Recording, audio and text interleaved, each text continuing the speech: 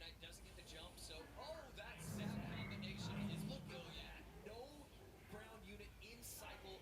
Mega Knight leaps the tower, and now you see the send on the opposite lane, and Lion is just smiling, knowing, man, I just got caught looking. Oh my goodness, no bar barrel in cycle. Archer Queen is going to come down, and I think they discussed Mega Knight plus Archer Queen plus Minor Wall because this is a very, very solid deck.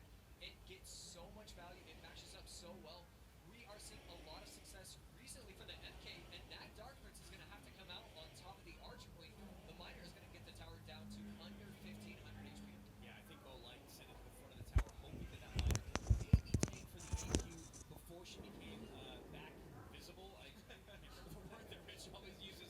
Whereas sending it behind the tower would have been much better, would have got more damage, and Dark Prince would have walked away. And misses the King Tower activation.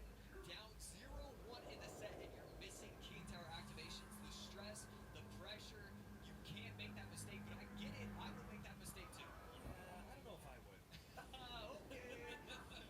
Wallbreaker connects again. We've been seeing a lot of smiles out of Line as he makes mistakes, but on that last interaction after the smile, you kind of saw the hand go to the forehead.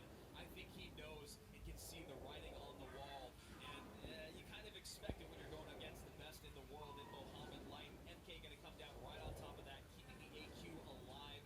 Turns around, gets the Barbarian away, so the overspend at the bridge, nothing there for the Miner, no tank for the MK, and this is just trouble for Line. Yeah, the use of the zap with this deck, the synergy between it is so strong. Every single time he plays that MK, he's getting so much value.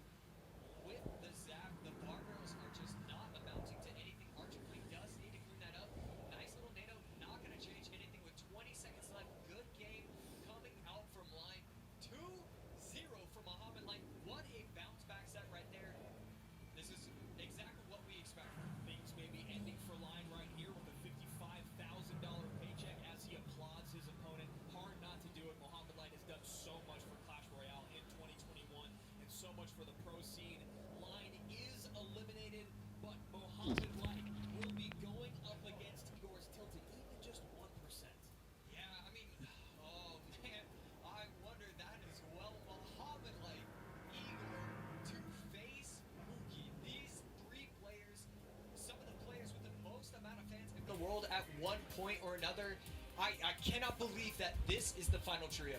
The former world champion in Igor, the consensus #1 of 2021 and maybe moving forward, Mohamed Light. And then everyone thought Mugi was a force to be reckoned with early on in the year, and he has proven just that. Those are our top three competing for almost $400,000 left in that prize pot. And you can see here, Line just not able to do it in game #1 or in #2. You saw here with the Graveyard deck, Line was really never able to get on offense. Yeah, I mean, the Ghost, you talked about it, the Ghost just gets so much value in this, and, you know, especially when we miss NATO activations onto the King Tower, Yeah. every single time you place it, it's getting at least 3 or 4 elixir, and it's one of the only cards that you can play offensively that continues to get positive elixir traits. Absolutely, and you see right here that 3.6 average cost, the same all the way across the board, but 3 more elixir to get back around, and when you're playing against someone as good as Mo Light,